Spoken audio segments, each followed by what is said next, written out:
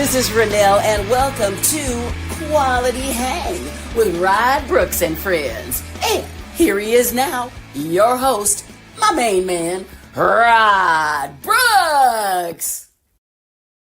Thank you very much, Renelle. I am Rod Brooks, and welcome everyone to Quality Hang.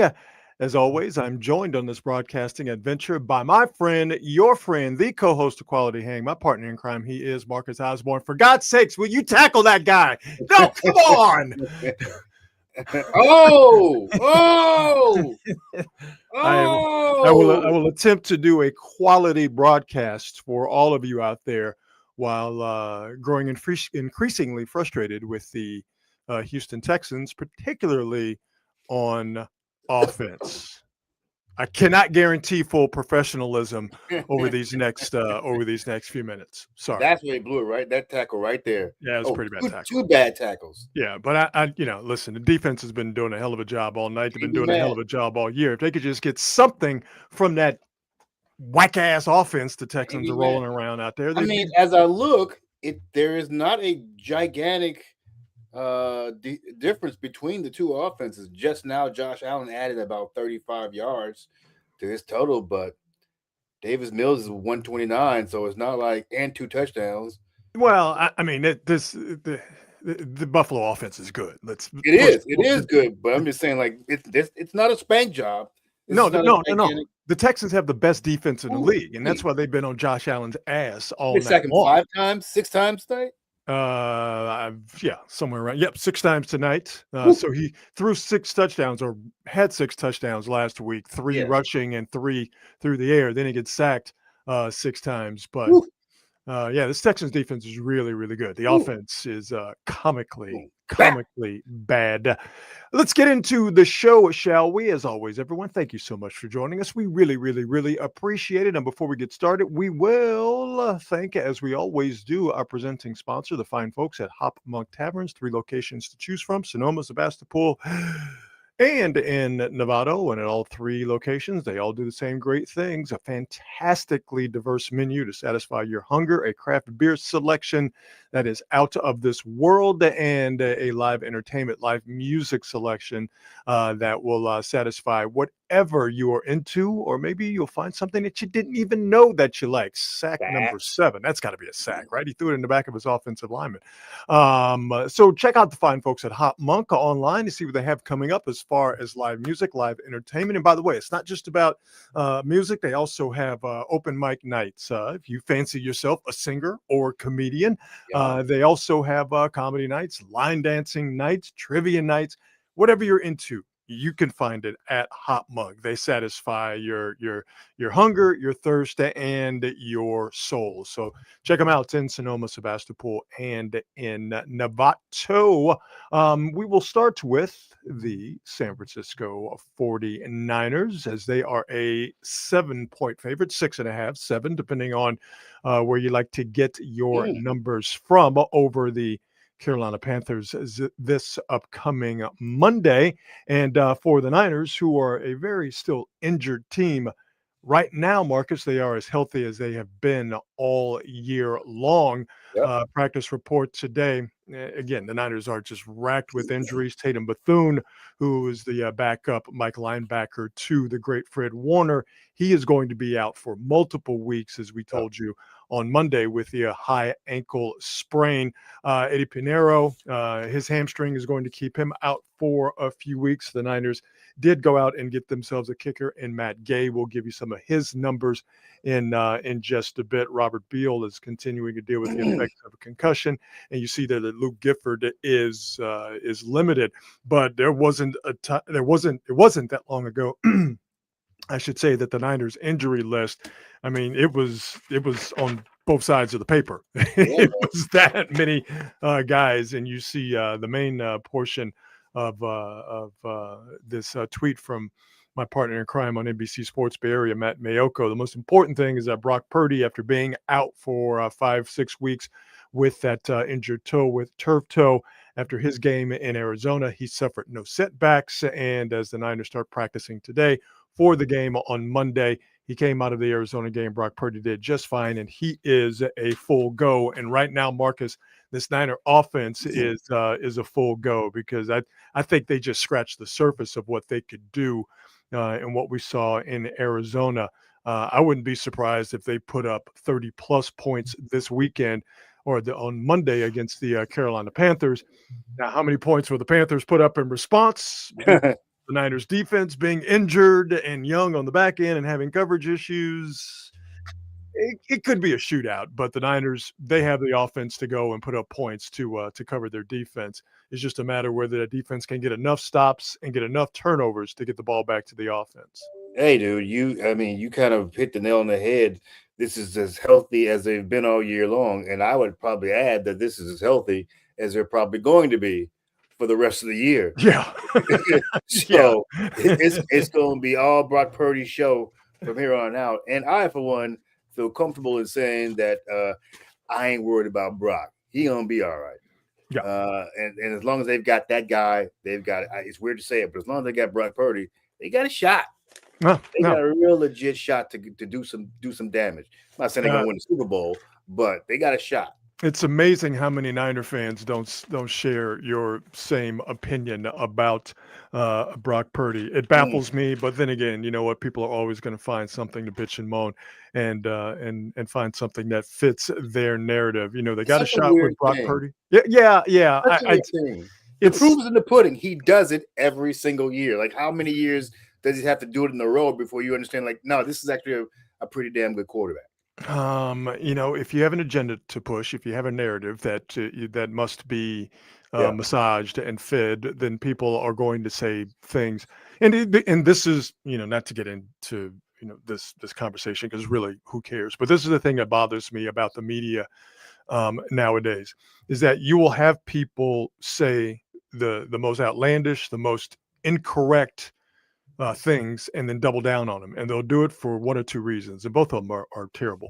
Is they'll do it because they're just not very smart, not very intelligent, or they'll do it to be duplicitous and deceptive. They will say something that they don't believe, but they'll keep saying it because it gets a reaction. And that reaction can make them money or get them attention, which is currency as well. So I find both of those points of view, if you will, I find both of them to be nauseous. You know, you can be wrong, but if you are always looking to find out what the right answer is, yeah, man, everybody's going to be wrong. But if you're just wrong and you continue to be ignorant and you don't educate yourself, that's the kind of person I don't want to mess with. And then if you're a person that just says something, especially things that are inflammatory, you say something just to get a rise out of people because it makes you actual currency, or it gives you attention, which again for some people is currency, then I don't want to deal with that type of person either. Because, you know, you're just a duplicitous asshole. Yeah. So, and I one of the things that I hate more than anything is when I listen to national media talk about local teams, and they talk about those teams with so much certitude. And I'm like, you guys have no idea what you're talking about. No idea. You're saying things that are completely untrue about this team. No idea. You clearly don't watch them. You haven't talked to anybody there. You don't cover this team, because it grates on me. Like, it's fine, like you say, it's fine to have an opinion. It's fine to have an opinion that people don't agree with. But when you just say shit that's just wrong, simply because you don't know anything about the team, it drives me insane. As someone who covers, and I'm so fortunate and lucky to do it, as someone who covers a professional football team for a living, to do it correctly is very, very difficult. You spend a lot of time covering the team. I mean, there's just no better way to put it. To say that you know what's happening, forget about 32. Let's just say, let's cut that in half. To say you know everything that's going on, or you know enough what's going on with the 16 top teams, or let's just say 14. The 14 are going to make the playoffs, right? 7 in each conference. To say that you know everything that's going on with those 14 teams is absolute bullshit. There's no way you do. Absolutely no way you do. Right. And they say it with such conviction, you know, loud and wrong. I'm like, that does not happen with this team. Or that never happens with this. What are you talking about? What are you watching? To get back to Brock Purdy, you say they have a shot with him, absolutely, and they will take shots with Brock Purdy. I don't know if I mentioned this on Monday, but last 6 games for the Niners were 3 of 16 on passes of 20 or more yards. Just in the game against Arizona, Brock Purdy was 3 or 4 for a touchdown on passes of 15 or more yards, and that's without Ricky Pearsall being a part of the situation. Like I said, I just think that this offense, what we saw in Arizona, is just the beginning. It's going to have to carry the load, to use that phrase, and I think it's capable of carrying that load because they're going to be able to, once they get that traditional run game on and popping. Which they haven't really gotten it yet. They got it in a couple of games. Got in the game against Atlanta and the game against the Giants. It's been inconsistent. Christian McCaffrey is still taking too many hits at or behind the line of scrimmage. Now that you have Pearsall and that downfield threat, and the threat is just enough. But now that you have that threat, that opens up the middle just a little bit. And while Christian McCaffrey is always going to be the one guy, I mean, even more so than Brock Purdy, the one guy that opposing defenses will focus the entirety of their attention to, having that downfield threat, especially from the numbers to the boundaries, going downfield, having Pearsall get down there, having George Kittle do his normal stuff. I think that's going to open up things for the traditional run game. When they get that going, now you have the downfield passing attack with Purdy doing his thing, with Pearsall. I don't expect any drop off from him, and George Kittle doing George Kittle things. This offense is going to be, it's going to be right up there with the Colts in terms of an offense that is going to be very diverse, and an offense that it really only stops itself or just runs out of time and stops scoring. You don't necessarily stop it.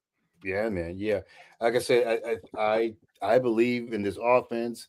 If the defense doesn't get better, obviously they had no shot.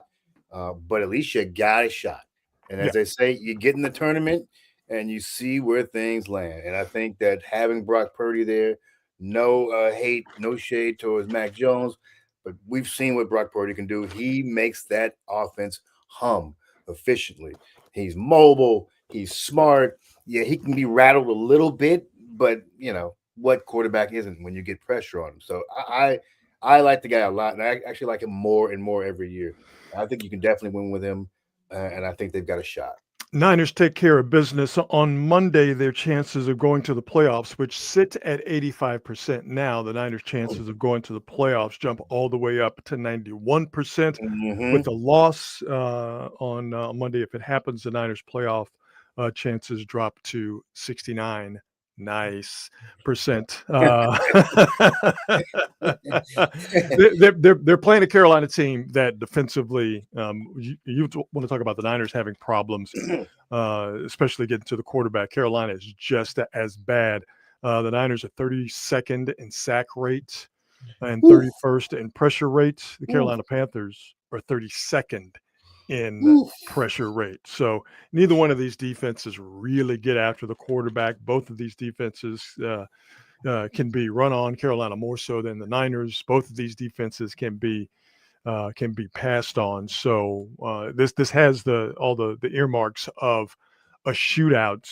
My thing with Carolina, and all credit to them for what they've done so far this year, but and I hate to play this game as they like to do in college football, but they haven't beaten anybody. They've beaten the Falcons twice. Second time was the game on Monday where Bryce Young had 400 plus yards, 3 touchdowns. I mean, they looked absolutely fantastic, but they beat the Dolphins, the Jets, the Falcons twice. As I mentioned, they beat the Cowboys. Their best quality win was against the Packers. So they won the Carolina Panthers 5 out of their last 6. And again, just like we were talking about earlier, I'd be lying if I sit here and said I've watched Carolina Panther football on the regular, so I feel like I know them. I'm going based off of things that I've seen, things that I've read, and just looking at numbers. So credit to them for what they've done. I'm just not necessarily buying that they are a real threat at this point. If they beat the Niners, it's a completely different story. That's how you change narratives, getting those big wins, getting those big skins, those big scalps, I should say. But I have a hard time seeing them coming in on a Monday night and beating a Niner team that, if it doesn't beat themselves, is superior to what Carolina throws out there. Timing is everything. Obviously, I mean, one of the things, as good as this 49ers offense is, obviously the problem with offense is that it is not nearly as consistent as great defense, which is why people say defense wins championships, because the offense can go on you at any time. And so, yeah, there's always that chance they could fall on their faces, and Carolina could get a lucky victory. But I don't see it. Yeah, I mean, there's no way they're going to fall in there. I know you're saying that is the end of the coulda, shoulda, woulda spectrum. They're way too talented and way too diverse and way too well coached with Kyle Shanahan to fall in their face. And that's the thing that I think is so intriguing and exciting about this Niner offense, because let's just say, I mean, well, we've seen it all season long. Okay, Niners run game, not what we've gotten used to it being. All right, all they've done without Ricky Pearsall and without Brock Purdy for the majority of this season, no traditional run game, no Brock Purdy, no Ricky Pearsall, is lead the league in passing. Like that tells you everything you need to know. So to be that diversified offensively, to where in a pass happy league, to where you can lose your number one receiver, you can lose one of the best quarterbacks in the league, and you can still lead the league in passing while not having a traditional run game to play off of, literally to play action off of. To be able to do that in the year 2025 is very, very, very impressive. Like I said, that to me, these last few weeks of the regular season and however long the Niners are in the playoffs, because I believe they're going to the playoffs, did you see that they have an offense that is it ain't got to get ready. It stays ready. And whatever type of game breaks out, they can play it. It's exciting, but it also makes you think, man, if they just had either Fred Warner or Nick Bosa, you're talking about a squad that is a conference championship contender, no doubt. I think that there are some things that you could glean from the way the 49ers have been playing. It is not their game to not be amongst the league leaders in rushing. And I don't know this, but I feel like they've thrown the ball a lot more than usual. They've thrown the ball a lot more than in years past, which kind of tells me that in order for, and this is my own deduction, that in order for Kyle Shanahan to move off of his formula, something he's not really satisfied with, whether it's the ability of the offensive line to block, whether it's but not, I wouldn't even say it was Brock Purdy. I have a feeling he's not happy with that line. I mean, the line, the beginning of the season, it was challenged for sure. This is the healthiest the Niners have been with their offensive line, and over the past couple of weeks, this is the best the offensive line has played. I'm still kind of on the center position. They like Jake Brendel. I thought when Hennessy came in for those few weeks when Brendel was out, I thought that was the beginning. I thought it was the beginning of the offensive line playing better. They brought back Brendel. I can't find a reason to get up in arms about the change. Trent Williams, after I think we could safely say a slow start to the season, particularly week one, I think Trent Williams has looked like Trent Williams. Once they got some stabilization at left guard, and it's interesting that I say that they're stable at left guard because they are actually switching back and forth between Spencer Burford and Ben Bartch, but that seems to be working. So, hey, why mess with it? Center, it seems to be stable. It's fine. The big change to me is that Dominic Puni is finally healthy.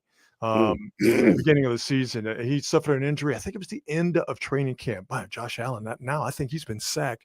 Oh, I think stop the talking here. I think he might even be up to double digits at this point. He is. Was that 8, 9? I think we might even be close to 10. Uh-oh, is he Yeah, hurt? you're a little bit behind me. He just got sacked again. I saw him get sacked, but I'm Yeah. wondering if that is that 8 or 9? What is that? And I mean, like I said, that might be 10. I don't know. I'm waiting for the little flash Jeez. graphic up there. But Well, this Dominic is about to be Cooney, over, baby. no, Holding on the offense.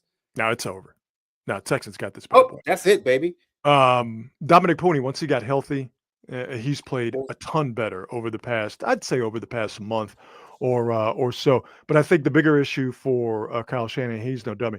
He realized again that the traditional run game wasn't working. The Niners do this better than anybody, and this is where Christian McCaffrey is a prime asset. They do those screen passes, they do those throws to Christian McCaffrey.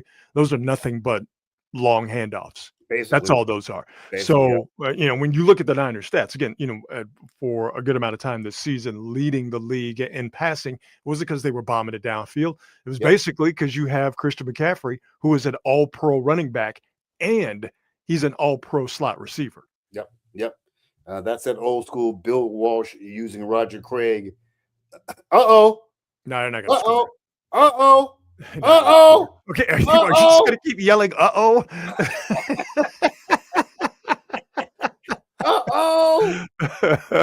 Do some unauthorized play-by-play. The Bills just pulled off a hook and lateral here with about 41 seconds left. So they still got to score a touchdown. They got to get a TD. They got to get a TD. But this game is in the balance. Defense, dude. I hate that. Why would you change your defense? Why would they play prevent, which prevents you from winning? I don't understand it. That's an age-old football question. You would think DeMeco Ryans would be a little bit smarter. I mean, I don't get it. That. I don't. I will never get it. 4th and 27. You decided to go prevent. What? Why wouldn't you just stand at the first down line? Yeah. And just build a picket fence. And if you get past that, well, then damn it. But again, they did have to run a trick play, a hook and lateral to pull that off. So, but there's so much open. Look at all the green, Rod. Bills got nobody around. The Bills got some life. They got some life. We'll see what happens here. Oh, that annoys me so much. You think you're annoyed? You think you're annoyed? Yeah, that's the latest and the greatest with Niners. Oh, let me pay off this Matt Gay thing. I was going to tell people about the Niners' newest kicker, because Eddie Pinheiro is on the shelf with a grade 1 hamstring strain. Try to say that fast 3 times. Matt Gay with the Niners, because the Washington Commanders cut Matt Gay after a less than stellar turnaround. That's a touchdown. Is that out of bounds? I didn't catch it. Okay, good. After a less than stellar performance in Spain, the Commanders cut Matt Gay. And last year, Matt Gay was pretty damn good. He's 31 of 37 inside 50 yards. He was 28 of 28. This year, Matt Gay is 13 for 19 and 9 of 10 inside of 50 yards. So you get to this point in the year, the pickings are pretty darn slim. So for the Niners, again, this is where the offense has to shoulder the burden, has to carry the load. They can't settle for field goals. It's going to have to be touchdown or bust for the Niners, because their kicking situation once again is unreliable. There's been a roller coaster season for the Niners in that regard. They went from unreliable with Jake Moody to Eddie Pinheiro being Eddie Dinero, cash money from anywhere on the field, it seemed like. And now the Niners are with having Matt Gay fill in for Pinheiro, and the situation is not as airtight as it was a few short weeks ago. I mean, I hope that they don't have to worry about the kicker. Yeah, I mean, they don't want to worry about it either. But again, I think where they are offensively, it's they should be able to score. Yeah. I mean, they're not going to be a team that relies on field goals for sure. Give you a quick game update. 3rd and 1 deep in Texans territory. 3rd and 1 from the 16. 23-19 Texans on top of the Bills. Bills 7-3, Texans 5-5. Ball tipped, 4th down. We'll let you know what happens in just a second. Let's get to week 12. Yeah. What we got coming up here as far as the NFL season, which has flown by this year. As you can see, the Texans and the Bills playing on Thursday Night Football. I think we got some real good contests coming up here. I think Bears Steelers is going to be a lot of fun, and we're going to find out how real the Bears are because their schedule gets a lot tougher starting with Sunday against the Steelers. Indy and KC, that's going to be a whole lot of fun. The Cowboys feel like they have a chance. Hang on for 1 second. The Cowboys feel like they have a chance because they beat the Raiders. Sure, guys. Yeah. No. You guys are great. No, beating the Raiders. That was extremely impressive. Yeah. No. The Raiders are not, trash garbage. No. That was a measuring stick game for you guys. Yeah, you went on the road and you beat the Raiders in Vegas. No. You guys are on your way. One of the things that's got to be galling, man, is going to Las Vegas and seeing it dominated by other teams' jerseys. That would never happen in Oakland. That just No. Game over. Texans. Sorry, that's Texans. Your play-by-play, by the way, is awful. I'm not a play-by-play guy, as you well know. I'm a fan. Pass interference on the offense. Sorry. Game is over. Josh Allen sacked umpteenth amount of times, throws an interception on 4th down deep in Texans territory. The Bills will fall to 7-4. Texans over 500, I believe, for the first time this year. That's 6-5, 23-19. Those gritty-gutty Houston Texans taking care of business. But listen, I don't think Mark Davis gives a shit. No, it's embarrassing. I promise. Of course, it's embarrassing. But the Raiders have been embarrassing for the last quarter century. He's happy that they're printing money now, but unfortunately, it's not going to be helpful when you lose every single year. He don't care. He doesn't know what he's doing, and the very simple thing he should do, he will not do because there's too much Al Davis in there. And I thought he would not be Al Davis, which is hire a football guy who knows how to run a team. Very simple solution to all your stuff. Get out of the way. Hire a guy who understands how to run a team. Man, that thing is rotten from within. Yeah, I don't even know if it's that simple as just hiring a football guy. That thing is it's so bad. It starts at the top, and it starts at the top, which means the owner has to know what the owner doesn't know, which means I don't know this shit. Let me hire somebody who does, and let that person build a culture for me. I think it's too far gone. I really do think it's too far. Well, not that it can't happen. The Warriors were garbage for 24 years. It can be done when you put the right owner at the top. Yeah. Well, anything can be turned around. Owners don't fire themselves. That's my point. That is true. But they do put the right people in position. Normally, when you're a bad owner, you stay a bad owner. You do. Listen, our guy Jed York was on his way to being a pretty shitty owner. Mm-hmm. He wasn't in Mark Davis, Chris Cohan territory. No, he was not. He was not in. Cohan is quite possibly the worst owner that the Bay Area has ever had. Ooh, John Fisher has entered the chat. John Fisher entered, but Cohan was terrible. Cohan was terrible. Cohan was terrible. Cohan was terrible. Even. Oh. Which game you like on this week 12 slate? Let's see. I'm intrigued by KC and the Colts. Yeah, that's very intriguing because the season is on the line for KC. Tampa and the Rams, big game. And you know what? Don't say it. Don't say it. First time this year. Don't say Raiders and Cleveland. I knew you were going to say it. Don't say Raiders it. No. Let's see Shador carve up that Raider. No. That would be hilarious. Watch him go for 7 touchdowns, 473 yards. You mark my word. Mark my word. This dude's gonna look like the second coming of Warren Moon. Yeah, there are better matchups for sure, but the game that's going to that's going to garner the most intrigue will clearly be the Raiders taking on the Cleveland Browns, and most notably the debut as a starter in the NFL of Deion's boy Shedeur Sanders. That's such a weird situation. I can't put my finger. Is it? It's is it strange. weird? It's strange. Or is it just the Browns being incompetent? And well, that is obviously the crux of it all.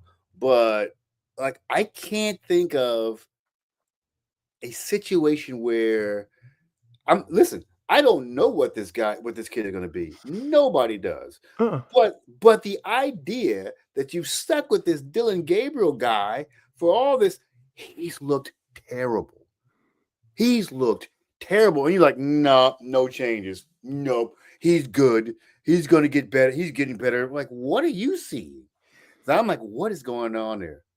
Now, I did hear rumors that Stefanski was talking about redshirting Sanders for the entire season. So, and then they traded Joe Flacco. Mm-hmm. So it sped up everything. But it's such a strange fucking thing. And I actually kind of feel bad for Sanders because he seems like a decent kid.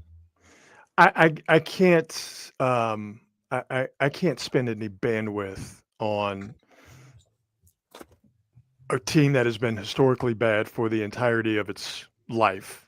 Oof. And a 5th round draft pick. You know what I mean? I can't. When was the last time they were good?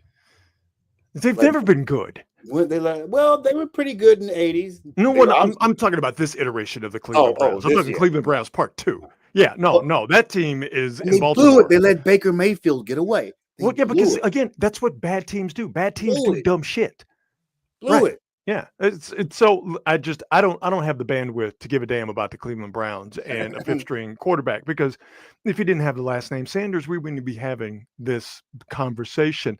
And this is par for the course for the Cleveland Browns. It's time for everybody's favorite segment here on Quality Hang, and that is Bruh Really.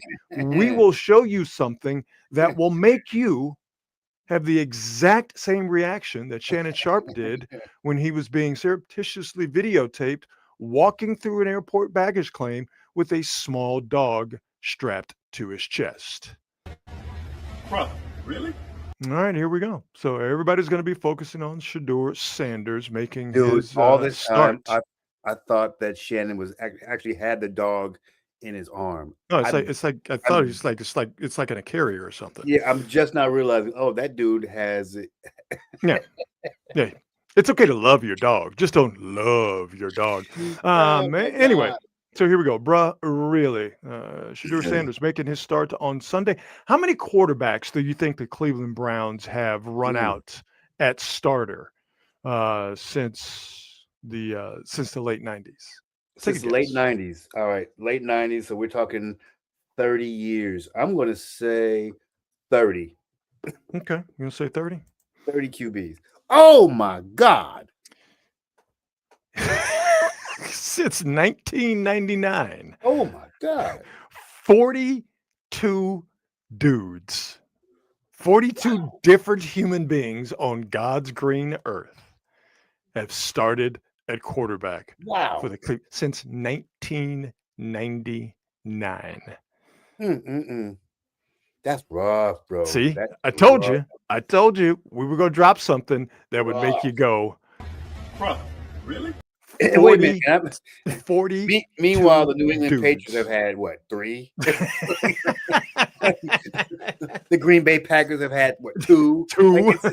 Like, it's insane. It's insane. The Steelers have only had 2 coaches. Crazy, dude. We've had another round of expansion. We've had more international games being played. That's right. That's right. That is right. We've started plans to go back to the moon. We've done all sorts of things as a species, but the Browns have not been able to find one guy to play quarterback for more than 6 or 7 months at a time. We've had dudes get drafted, have careers, and go into the Hall of Fame. Hall of Fame. Tom Brady. Tom Brady made his debut in, what was it, 01? Oh my God, that's hilarious. Tom Brady, the greatest quarterback of all time, if you're just going by Super Bowls and other metrics. Tom Brady came and went. It came out of basic obscurity. I know he was at Michigan, but he was a 6th-round draft pick. Still, I mean, Kurt Warner. He's been in the Hall of Fame for like 5 years. And the Browns are on quarterback number 42. So again, I get the fascination with Shedeur Sanders. I also think it's kind of the perfect story for our, for how we consume media and how we produce media, being a part of the media machine. We need shit to talk about. And it is interesting to talk about the son of one of the greatest football players of all time, Deion Sanders, having himself a good college career, or that 1 year anyway, at Colorado with Travis Hunter, going into the league, and obviously, race and quarterbacking in the NFL. That's still a discussion point. So I get it, but ultimately, when you just get down to it on a molecular level, we're talking about, through no fault of his own, a guy that was drafted in the 5th round, and I think you could safely say that he's a project, right? Not a sure thing by any stretch of the imagination, right? Project. We're talking about a guy drafted in the 5th round. Definitely needed some learning up as far as the quarterback position is concerned, and we're talking about him being drafted by and playing for a team that is weapons grade terrible. Yeah. At evaluating and developing quarterbacks in the Cleveland Browns. Well, I mean, the reason that this is a story at all is because his last name is Sanders. Well, mainly because it could have been any prospect who was expected to go in the 1st round and drops to the 5th. I mean, that is always a story. I know we've had this discussion before. This idea, and I watch a lot of college football. All right. Mm-hmm. This idea that Shedeur Sanders was a 1st-round draft pick, it's like, come on. 2nd, okay. 3rd, in my estimation, and I'm not a draft guy, all right? But again, I watch college football. 3rd-round draft pick, I see that. 5th round, he's the 3rd or 4th round draft pick. 5th round was a little goofy. He's not a 5th round. He's not a 5th-round pick. Damn sure wasn't a 1st-round pick. I mean, like I said, there was so much. This is the reason that there's so much. What really is this dude? Everybody was saying before, everybody was sounding 1st, 2nd round, even top of the 1st round. And then 2nd, all right, cool. 3rd, all right, cool. But then you drop to the 5th, and then all these stories come out about how you're kind of a piece of shit and that you're, full of yourself and blah, blah, blah. All these stories about the kid. And from what I can tell, he seems like a pretty decent kid. Yeah. And so I will root for him for that. I hope that nothing happens to him. It's a shame that he suffers. He may suffer because of who his dad is. But I just feel like there's so much mystery surrounding it. That's what the intriguing part is to me. Yeah. If he had been a 1st-round draft pick, or if he had been called a 1st-round draft pick and he got drafted in the 3rd, I don't think anybody would give a shit. I don't think anybody cared. But going from expected to be a 1st, 2nd round and fall into the 5th, and then all the mystery as to why he fell that far. That stuff is intriguing. I guess my thing is, again, is somebody who watches a lot of college football. At no point in time did I ever see him as a 1st-round pick, and ever. So my expectations were always he was going to be a 2nd-day draft pick guy, which means he was going to get drafted in the 2nd, 3rd round. Once it got past that, that's when it got my attention in terms of, all right, this seems a little goofy.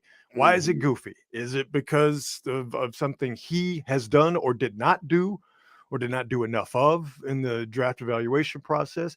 Is it collusion?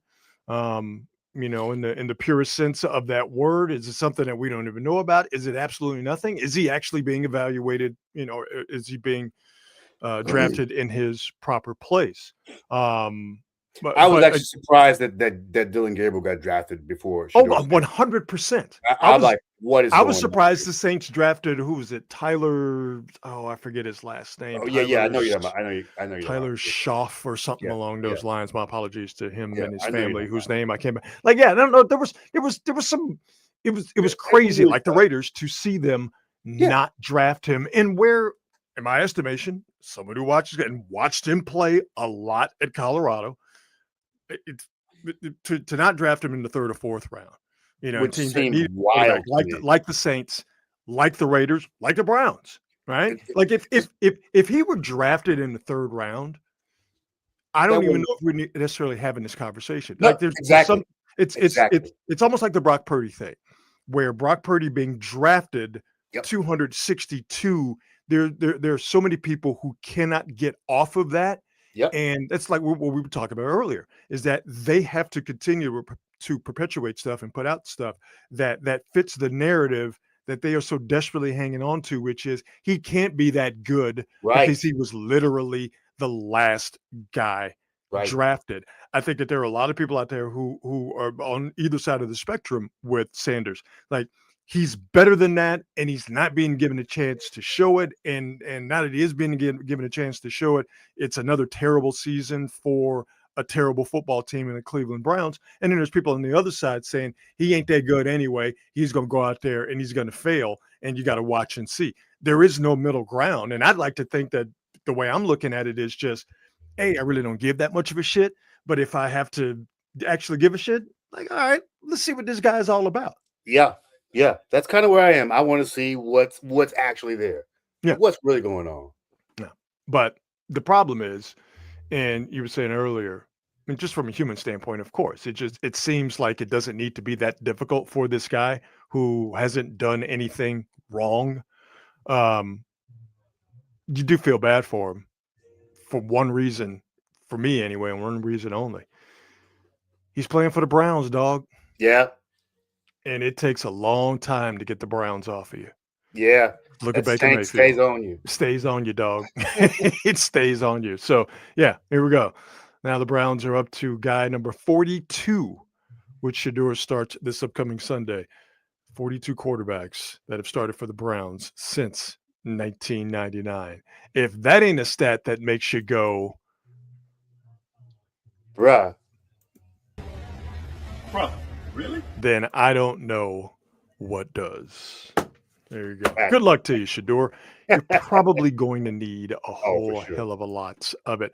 Let's get into the Warriors, as they are finally back home after a 6-game road trip. Went 3-3, got 2 in San Antonio on the strength of Steph Curry being a bad man. Got a game in New Orleans that anybody can get because the Pelicans are terrible. Then the Warriors kind of look like the Warriors in Orlando and in Miami. And Miami without Steph and Jimmy and Draymond and Jonathan Kuminga, who we may or may not get into here in a bit. What's your read on these guys as they finished that road trip and have now 5 games at home? And thankfully, by the way, no back-to-backs. Yeah, dude. I actually said that if this team got through this road series at 500, it's a win. Mm-hmm. And they came out 3-3. I'm like, that's probably as good as you could expect. They had one game where they probably could have pulled it out if they played a little bit better. But generally speaking, it turned out about as well as you could expect, particularly with the schedule so condensed. So many games in so many days. Like 500 is about as good as you could expect. Yeah. The Warriors will have played 12 of their first 17 games on the road.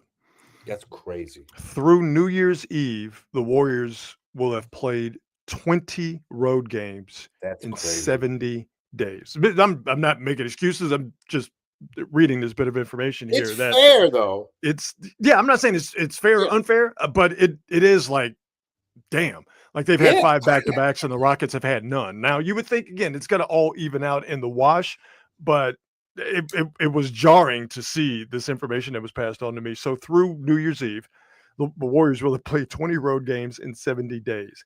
That's then crazy, bro. the remaining 21 road games will be stretched out over the course of 102 days. That is wild. So the Warriors are just leaning to the tape, which is New Year's Eve. Yeah. I mean, of course, it all quote unquote evens out, but it's not necessarily the number of games in particular. It's when you play them. This condensed schedule. We're going to play all these games in this short period of time, and we're going to wear out these old guys.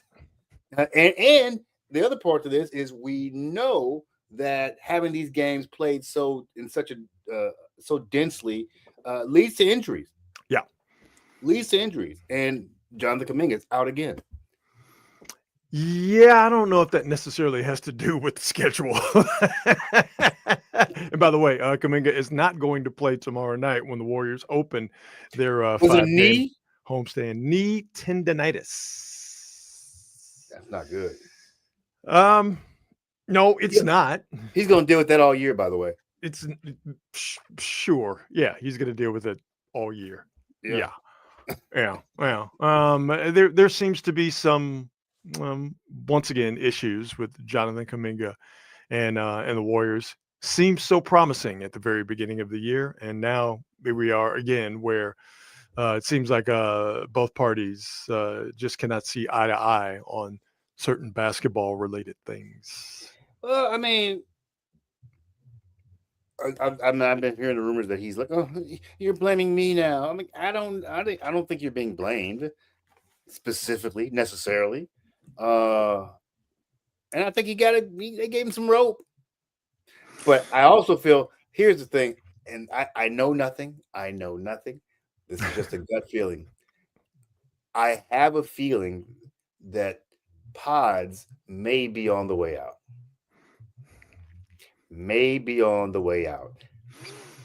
Because you can't keep him forever if he's being this wildly inconsistent. And listen, Will Richard need his minutes, man. Will need the minutes. Hey, let me tell you something. Pat Spencer. Okay, if we're talking who needs minutes, if Brandon Podziemski, to be pointed here, if Brandon Podziemski is not giving you what you need, and if he's actually at times making things less than optimal, suboptimal, I believe is the word, I'll take a little bit more Pat Spencer than I will Brandon Podziemski over dribbling and dribbling into trouble. It's just me. He's one of these kids who I think suffers from delusions of grandeur. Just slow down, because the problem with him is that he does bring a bunch of really great skill. Like, he's actually a decent passer when he's not being reckless and he's under control. Really good rebounder. Like a really good rebounder. Yes. And he can take a charge with the best of them. He will definitely stick his nose in there for sure, and he'll move the ball. And I think that's what Kerr likes about him. But you can't be you don't have to score 20 points a game, but you can't be as wildly inconsistent as he is. He's not the only one here. He's a terrible ball handler, and he's a terrible shooter, and he over dribbles. And these are things that, in fairness to Jonathan Kuminga, these are things that Jonathan Kuminga has been saddled with. Yep. And, he's been moved out of the lineup because of that, out of the starting lineup in particular. Both of them have.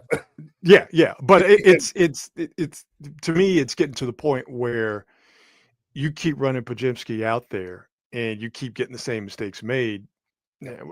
We need to see a little bit less. Just watching him last night, it was a hard watch at times.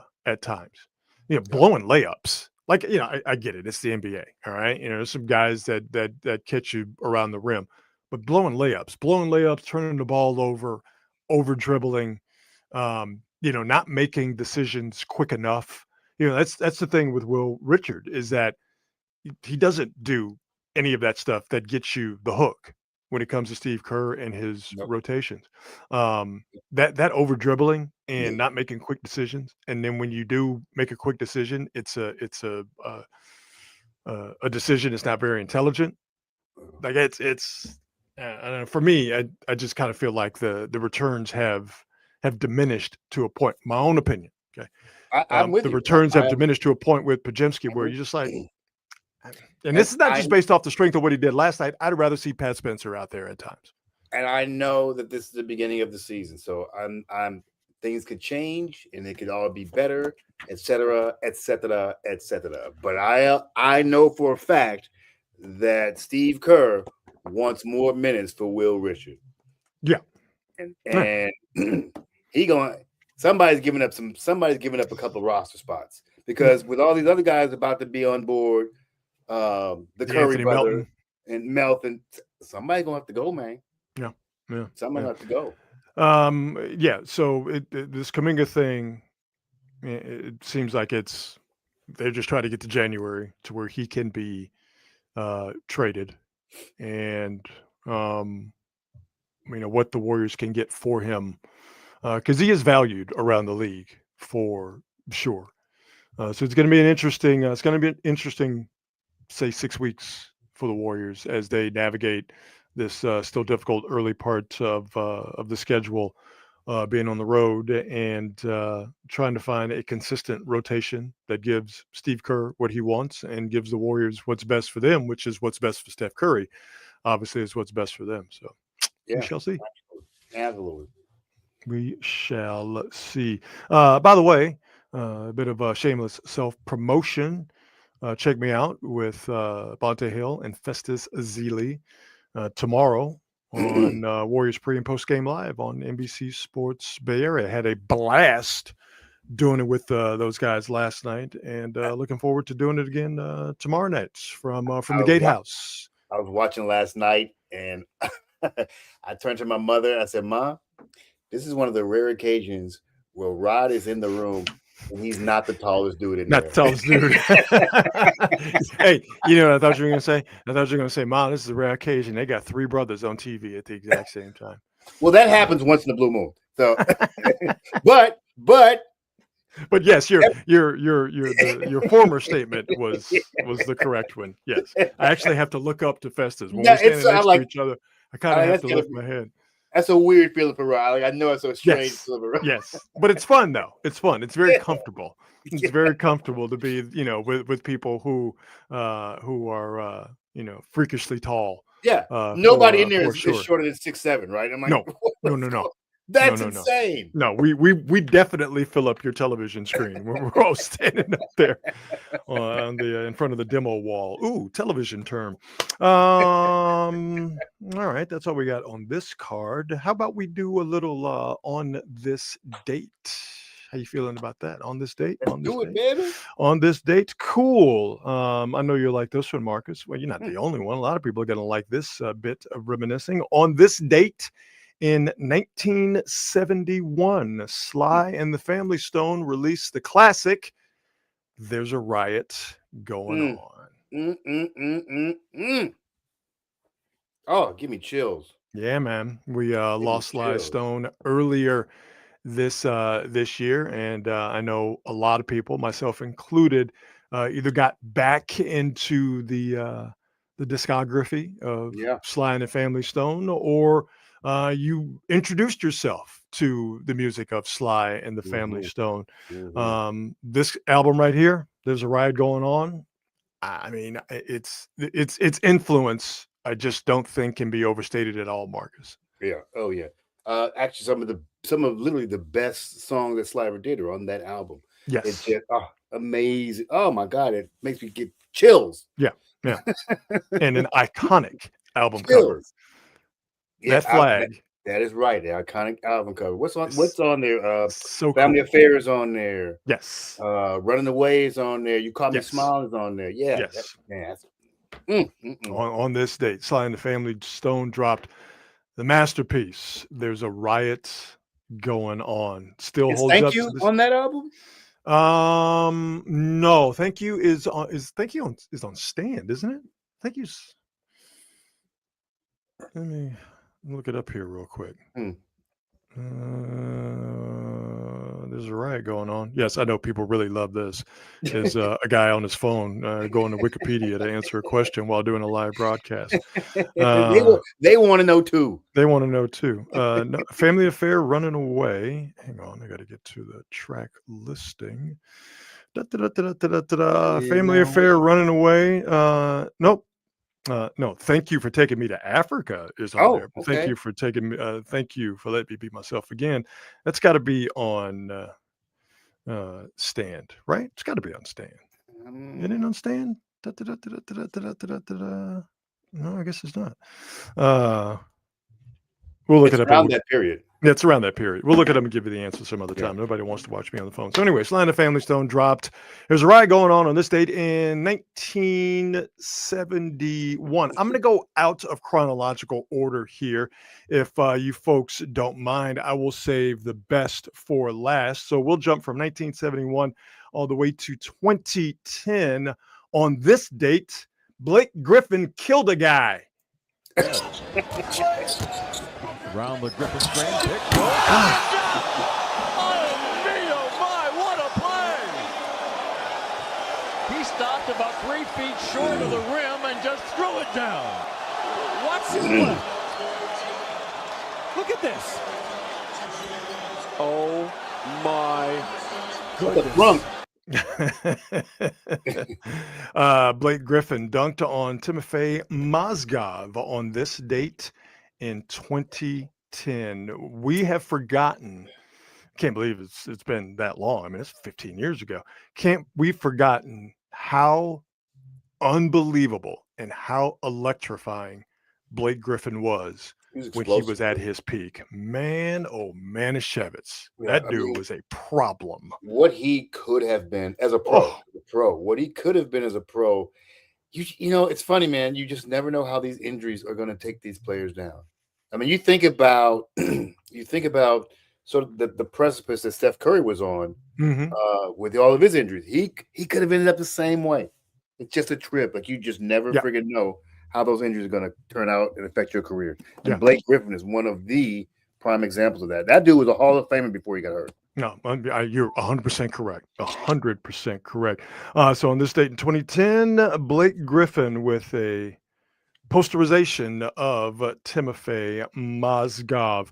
On this date in 1982, the most famous play in college football history happened. Probably try to squib it, and he does. Ball comes loose, and the Bears have to get out of bounds. Rodgers along the sideline, another one. They're still in deep trouble at midfield. They tried to do a couple of... The ball is still loose as they get it to Rodgers. They give it back now to the 30. They're down to the 20. Oh, the band is out on the field. He's going to go into the end zone. He's going into the end zone. The Bears have won. The Bears have won. Oh, my God.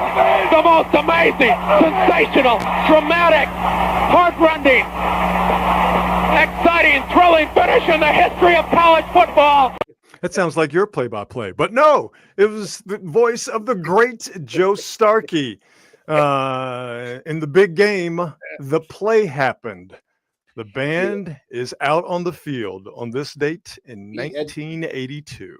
He popped a full-on vocal cord right there, like he popped a hamstring. He popped the vocal cord. The only thing that outdid that call for Joe Starkey was Owens. The catch too. That's but, right. He caught it. But on I this love date, it. I love the that play. stuff. I love when the announcers get excited. Yeah. By the way, not to be this guy, but the Cal player was down at the 50. That should have never counted. But I don't give a shit. They're neither one of my teams, so what do I care? It's so hilarious. All the laterals were legitimate, but old boy was down at the 50. And then the trombone player gets it right there. Right there. Band nerd.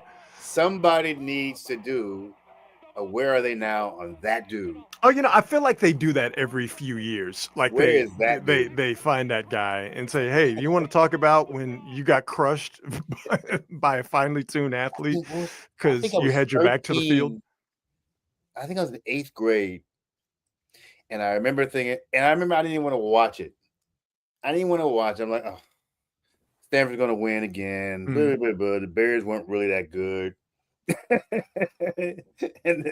and then I remember just skipping around, bouncing around, watching a bunch of other games. Cal, and it was to me the Cal game. Cal was on, and I just turned to it just because it was Cal, and I might as well just check this little thing out, see what happens. I was blown away watching that thing. You watched it live? Yeah. Oh, yeah, no way! How cool is that? I was 13. Holy smokes, that's awesome. Yeah, that's awesome. Watched it on TV. That is awesome. And didn't care at all, because the Bears just weren't my team, first of all. I mean, they've come to be my team because I've lived here all these years now, but I'm an Arkansas guy, so I always root for Arkansas. Oh man, it's neither one of those teams are really good for you, right? Well, Cal's better than Arkansas, but still, yeah, neither one of them are giving you what you want. Did I see that Dabo Swinney is going to Arkansas? No. That's fake news. Okay, he's not going to. Because I would be very unhappy were that to happen. I would have to not pay attention to Arkansas. I mean, he's a good coach. He's just a horrible human being. He's a college football coach. They're all horrible human most beings. of them are pretty bad. He's so egregiously terrible as a human. I don't disagree with you on that one. So terrible. I don't. But the dude can coach. He can coach. He can recruit. I'll give him that. But yeah, as a human being, boo. Who's the guy, Rod? Who was the coach who got into the motorcycle accident and got Bobby busted? Petrino, who's back at Arkansas. Yeah, that's exactly right. Yeah, he was on a motorcycle with his side chick, and they ran into a ditch, and that's how he got busted. And there's a famous picture of him, or famous video, and they took a picture of him at a press conference a couple of days later, face all skint up. He's wearing a neck brace, and everybody in Fayetteville knows. Like, they knew that he was messing around and he had a side chick, but now everybody knows because of the accident. And he's up there, and I mean, his face is just wrecked, and he's wearing a great neck brace, and he's up there probably high as hell on pain pills, and he's like, I don't know what y'all talking about. It wasn't me. Like, dog, we saw the wreck. Everybody saw you with your side piece. What you talking about? Yeah. This dude, golly. Yeah, Bobby. You want to talk about a trash human being who is a good football coach? Bobby Petrino is a trash human being who is a very good football coach. Oh my gosh, terrible. Yeah, that's college football. That's why I love it. That's why I love it. So on this day in 1982, the play, and I don't think I'm falling victim to hyperbole when I say it is the most famous play in college football history. Like I said, I wanted to save the Escobar says that's no Hugh Freeze in a hospital bed still coaching at Liberty. Yeah, he's not as good of a football coach, but he's as equally, if not a worse human being than Bobby Petrino. So yes, Escobar, you are 100% correct. Like I said, I wanted to save the best for last. On this date in 1978, the United States of America is introduced to the Tyler Rose. Just a great game. On 2nd and 8. Campbell. Running to the right. Look out. He's gone. He's gone all the way. Puts his head down. 80-yard touchdown. This is over. What a show this man has put on tonight. He ran around the block of Wilson. Turned on that speed, but down the sidelines. Forget it. What you have seen tonight, ladies and gentlemen, is a truly great football player. In the right moments, take total personal command of a game. And you have seen the Houston Oilers on national television establish that they are an exceptional football team. On this date in 1978, the great Earl Campbell The reason for the jersey, my first football hero ran for 199 yards and scored 4 touchdowns as the Houston Oilers beat the Miami Dolphins 35-30 on Monday Night Football on this date, November 20th, 1978. I love me some Earl Campbell. Of course. Earl Campbell is one of my 5 favorite running backs. May not be the best, but one of my 5 favorite running backs of all time. He's my kind of back. I like the ones, the Derrick Henrys of the world, Jerome Bettis, dudes who just gonna run you over with speed. Bo Jackson, I love that. Powerful, strong. And this is the first guy where I'm going, oh, this is what it must have been like for dudes trying to tackle Jim Brown. Exactly. Because when people were making business decisions to get out of Earl's way. We'll watch the play again. First off, this block by the fullback is a terrible block. It's terrible block. So he has to back up after getting the ball. 2nd and 8. He got tripped. All right, he got him a little bit. All right, got tripped. Still gets to the outside. And it outruns everybody. This is what's insane about, and this is why I like these guys. That's a 220-pound man, by the way. The speed that these big boys have is wild. Yeah. And the funny thing about Earl, like people were like, oh, he was tired. That was Earl. Yeah.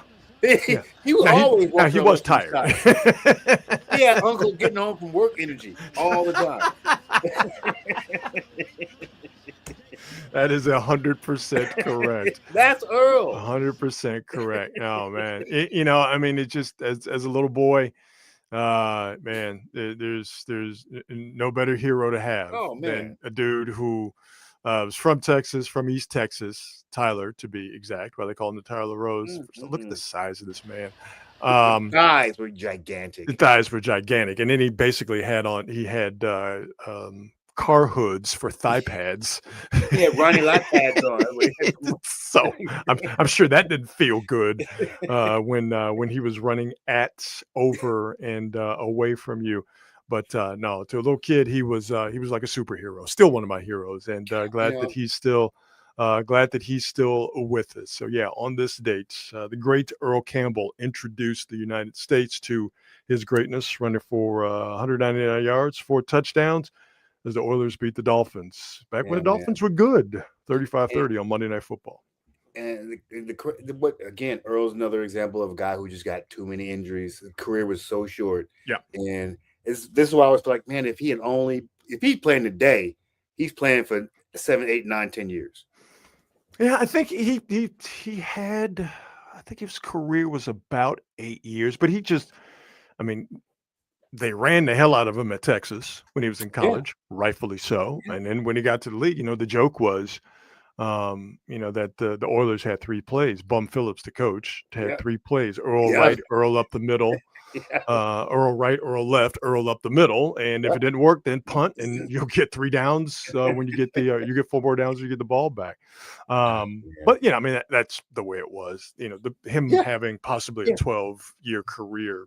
Just the way that he ran and that game that was played back then, and they played on that AstroTurf. Ooh, he was never going to have a 12-year career ever. Honestly, I think if he had played on grass, he may have had a longer career. Possibly, yeah. Yeah. But there was all his knees at the end, right? Wasn't it his knees that took him out at the end? It was everything. And then everything. He ended up with he ended up with the Saints. Yes. Yeah. Ended up with the Saints. Yeah. He and Bum Phillips ended with the Saints and Kenny Stabler. Yeah. 1980, 1981, it started to get real weird and real bad for the Oilers. It was indeed the bad old days. But boy, when it was good, it was good. And like I said, as a kid, to watch that guy and for him to be the best player on your favorite football team.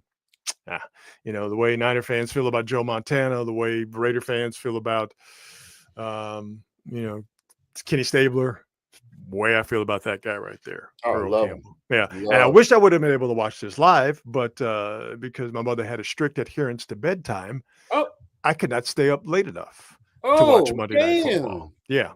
Appreciate that, moms. That sucks. Oh, that's right, because that's right. See, back out here, it was early in the day. 8:00. Take your ass to bed. I can hear her now. I don't care what Earl Campbell's doing. Man, playing the Dolphins. I want to watch the game. Yeah. No, I'm not still bitter about it. It's almost 50 years later. No, not bitter about it at all. No. Mom, remember that time you wouldn't let me watch the game? No, Yeah. no. Have I brought it up before? Don't think I forgot. Possibly.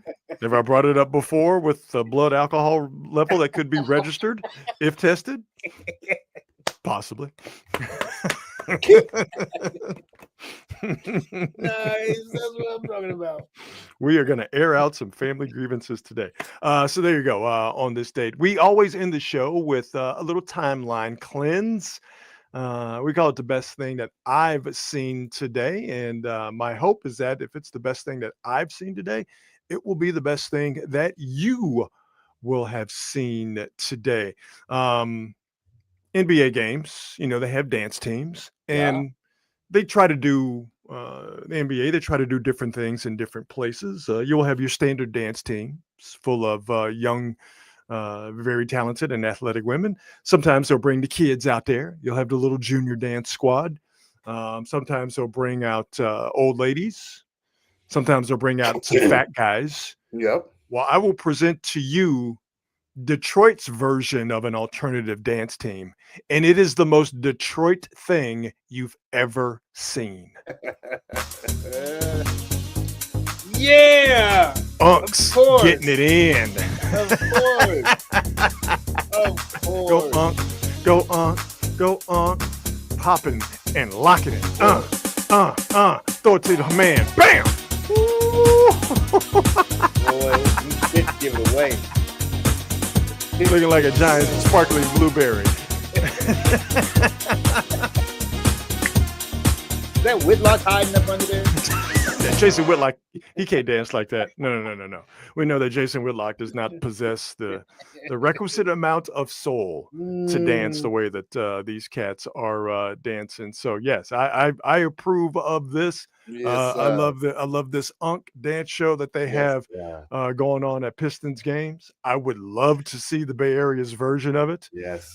So somebody's got to make that happen. But yeah, that right there, the OG Pistons dance teams, the Unks that I hope that they're called, that is the best thing that I have seen today. Sweet. That's sweet. Yeah, man. That's sweet. The hat. Oh my God, the hat is fire. I mean, let's run it back one more time before we get out of here. Come on, dog. Come on, boy. Oh. Oh. Be nice with it, dog. Oh. Be nice with it. What you don't see is the oxygen tank right here. Oh yeah. I guarantee you, each and every one of them has a towel just off the floor that they are getting ready to wipe their faces off with. Yep. I'm surprised they don't have the towels in their back pockets, because that's the full Unk uniform. You got the hat, but you got to have a towel in your back pocket, because that's the thing about Unks is that apparently when you get to a certain age, you just sweat profusely. Like you don't even have to be in front of a barbecue pit. Once you get to a certain age as an Unk, you just, maybe it's like menopause. Maybe it's like, the male version of hot flashes. You get to 57 years old and you just start sweating for no reason. I don't know. I'm workshopping it, right? Well, we'll find out very quickly. Yes, exactly. Yeah, right. Yeah. We're able to give you personal details about it in the not too distant future. We will definitely know soon. All right, that's enough quality hang for me. Programming notes. Because of Monday night football, and you know what? More shameless self-promotion. Nice. Again, check me out with Balta Hill and Festus Azili tomorrow for Warriors pre and post game on NBC Sports Bay Area before and after the Warriors take on the Portland Trail Blazers. Doing that tomorrow night, and on Monday, because of Panthers Niners. There will be no quality hang on Monday because I cordially invite you to check out myself, Carlos Ramirez, the Don, Matt Mayoko, and special guest Tom Rathman for Niners pre and post game live 1 hour before the Niners take on the Panthers. So we will start at 4, and then we will do post game immediately after the game is over on NBC Sports Bay Area Plus. So because of my duties on Monday, there will be no Quality Hang on Monday, but we will go on Tuesday and give you one show next week because of the Thanksgiving holiday. So wanted to hip you folks on to that. Again, as I said on Monday, I'm sure I said this on Monday. Thanks so much for being patient with our schedule not being as airtight as it had been over the last few weeks. Just been insanely busy. So appreciate your patience. So not being able to give you the quality hangs on Monday, Wednesdays, and Fridays as we have. We're going to settle into this pattern of Mondays and Thursdays for the foreseeable future. And then we will get back to 3 days a week, probably after the first of the year, once football season is over. So thank you for sticking with us. And to all the quality hangers in the chats, all of our day ones, all of our real ones. We appreciate you guys always being a part of the show. We love the community that you guys have put together in the chat, and we so appreciate your support more than anything else. And thanks to our presenting sponsor, the fine folks at Hop Monk Taverns, 3 locations to choose from: Novato, Sonoma, and Sebastopol. Make sure you check them out online and see what they have coming up live music, live entertainment wise at hopmonk.com. I think we did the damn thing, brother. How about it? Yes, sir. Yes, indeed.